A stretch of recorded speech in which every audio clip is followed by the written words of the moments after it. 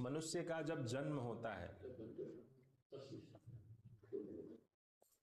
तो हम सब सुनते आए हैं, समझने का प्रयास भी करते हैं कि कुछ कर्म होगा जिसके कारण जन्म हुआ होगा, कुछ बात होगी, कुछ भोग होगा जिसके कारण जन्म होगा। यह वैसे विषय कल का है, लेकिन मैं आपको कुछ समझाना चाहता हूं।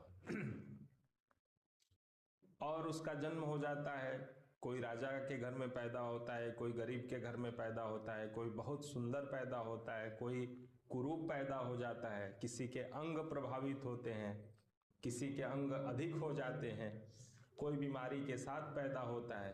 अब एक छोटा सा बालक गर्भ से बाहर जब आता है तो क्या ऐसा है जिसके कारण उसको यह प्राप्त हुआ? लोगों का मानना होता है कि माता पिता के कर्म है, फिर परिवार का कर्म है, और ये सारी चीजें चलते आती हैं और यही कहा जाता है कि यह भोग है, इसके कारण से यह आया। अब वह तो आ गया,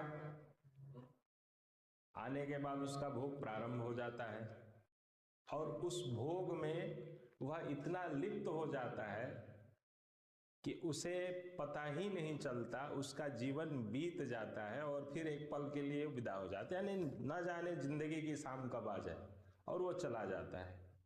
और यही क्रम चलता रहता है, चलता रहता है।